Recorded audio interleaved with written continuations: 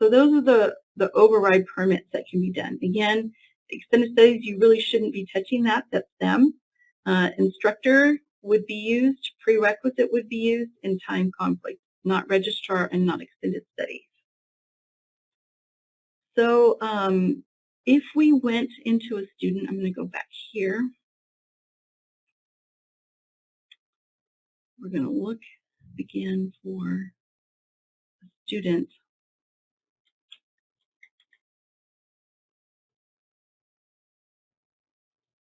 I'll tell you if you missed something. So you click on the term.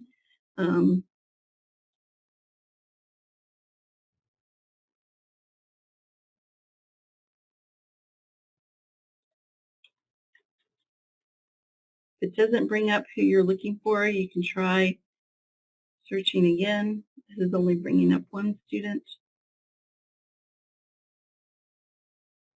So I can click on her. And for this student, it says that there's no overrides and no schedule for the term. So she hasn't done any registrations yet. You are able to put overrides in for a student prior to them registering. Well, you would have to do it prior to their registering. But if they even don't have their holds released yet, you can still go ahead and put these in ahead of time so that when registration opens up for them, they're able to register for your class.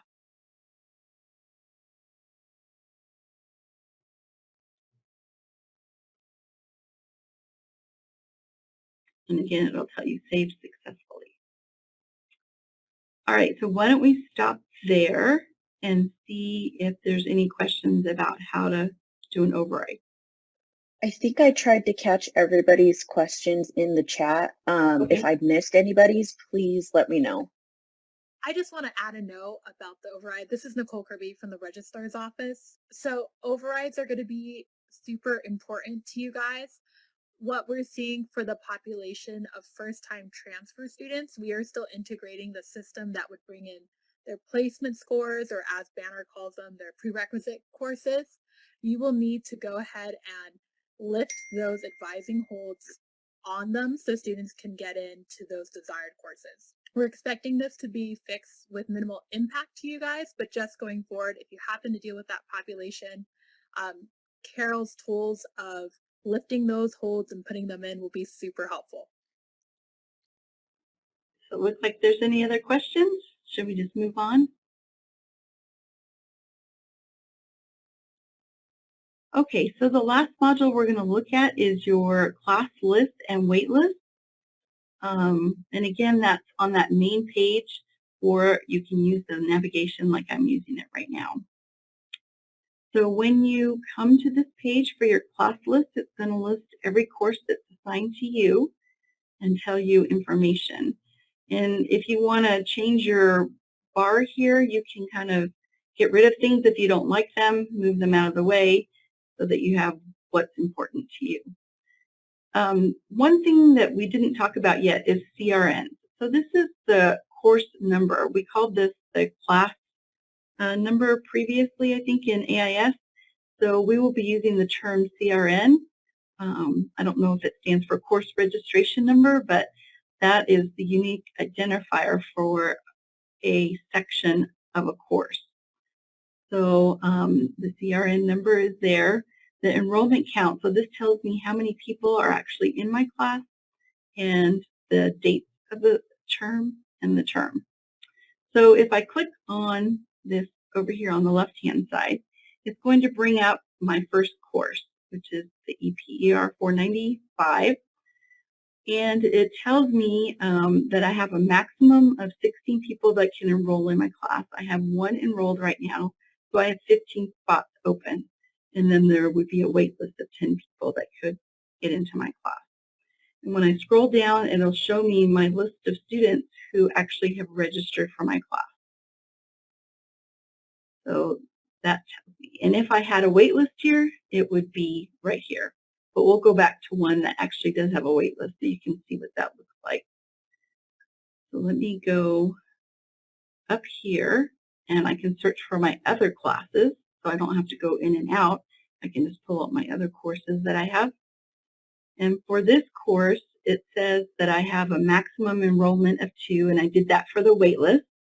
And then I have 2 remaining. So that probably means that I have released spots to somebody that was on the wait list. So I had a wait list of 10 people. I have 4 on the wait list, and I have 6 remaining. So there's 2 people here who have been on my wait list that I've sent a notification to that have not yet registered. So when a student goes and adds themselves to a wait list, if a spot opens up, so somebody dropped out of your class, they will get a email notification, and they have 48 hours to register for the course. And if they miss that time period, they have to get back on the wait list. So here are the students that are on my wait list, and it shows these 2 have a notification expiration. So that means that we've sent a notice to them already to say, if you don't register by this day, you're going to be dropped off the list.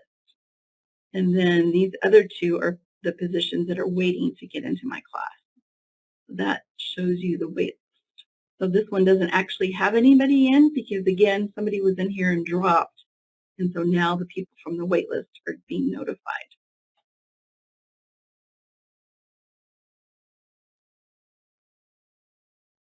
Okay, so for this class, I had a max of 18. I just have 2 enrolled here, and it shows me their information. I think once we're in, you should be able to access being able to email your students here on the list, so you can do a select all and do an email. Again, I'm in production, so it's not linked to email, so hopefully this will function. If not, I think you guys do have access through Starfish to do that, or Blackboard. So I'm going to go to my next class, which was music, and here I had a bigger list of students that had registered, and I had to give permits to, and they got all registered. And then I want to have my class list, and so I want to get a printout of that. So I can either print it here, or I can click export. And when I do that and click export, it's going to bring up an Excel document. And in that document, I can share it with my dean who wants to know how many students I have in my class, or anybody else in my department that we were trying to look at. So it just pulls up an Excel document for you to show you. Okay, here it is. So it brings up your document of your students that were enrolled. It tells you this was a variable credit class, so it tells you the credit hours for that student. And the one thing that is different on our variable credit courses is a student has a choice now. We don't have like 5 sections, 1 through 5 of a course. They choose the one section, and then they tell us if it's for 1 credit, if it's for 2 credits, if it's for 3. So they have the ability to edit that and tell how many credit hours they want to take the course for. Okay, were there questions about that? This is Mary Sandoval. I noticed on the class roster, it doesn't say what room number. Is that going to be visible to the faculty member to know what room and building they're in? Hey, Carol. Chris Singh here. I'm pretty sure it's on the class schedule. If I understood the question correctly, the classroom. Yes. Yeah. Yeah. Under this, I would think it would show up here too, Mary, which is the faculty detail schedule, because it is showing how their instructional method. And this particular class may not have a classroom assigned to it yet, so maybe it's not showing up here, but I would think it would display here also. Let me go back to that so you can see where I grabbed that from.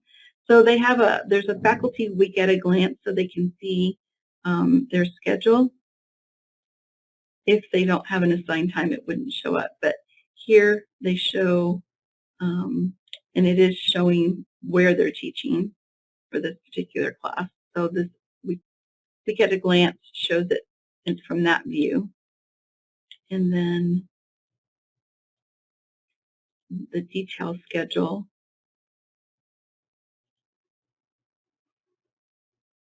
Gives more information about how they're instructing the course. And I would think if there was a classroom assigned, it would show up here. This particular one wouldn't have a classroom assigned since it's an internship, but it should show up on this detail schedule also. Are there other questions? I think, go back here.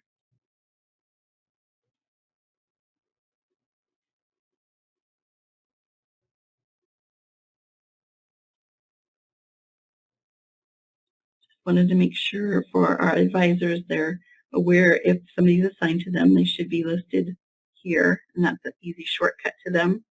And to see their profile page again, you just click on the name of the student you're looking for, and then you can see all the registration. The student must have a time ticket or a time assigned for registration, and their hold needs to be released. So if they're having issues, double check that they have a time assigned and double check that their hold is released. Amy, can you think of anything that I've forgotten to mention here?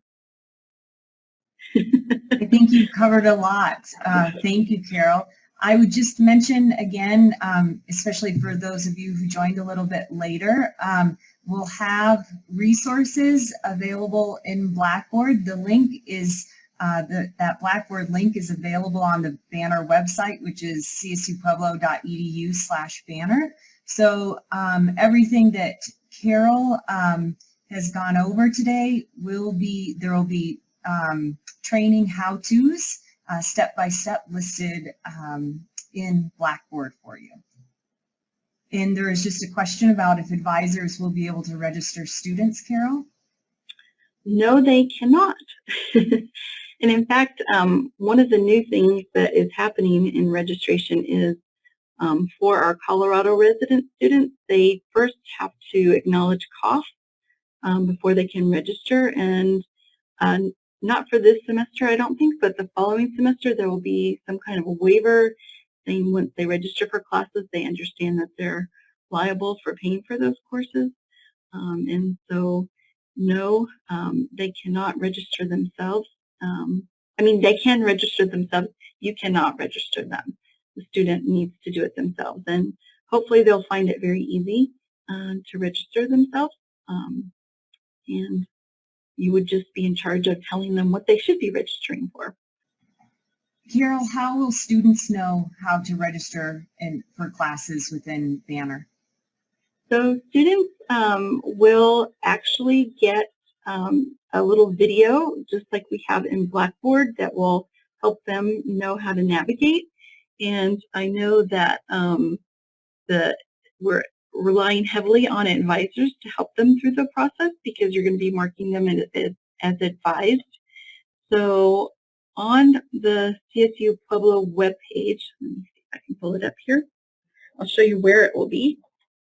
Under current students, let me share my screen here. So if they go under the current student tab, we've been talking to Anna about where this will be, but hopefully it'll be one of these right here at the top for them. It'll be a little video tutorial, and down further we'll probably have the PDF of it in here somewhere so that they can grab the PDF if they don't want to do the video. That helps navigate through how to register for classes. So again, it's under the current student tab. That's where you will house the video instructions for them.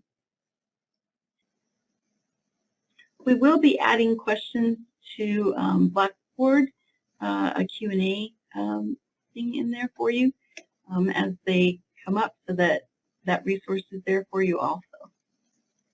Well, thank you, everyone, and hopefully it's as easy as it looks. I think it is pretty easy to navigate.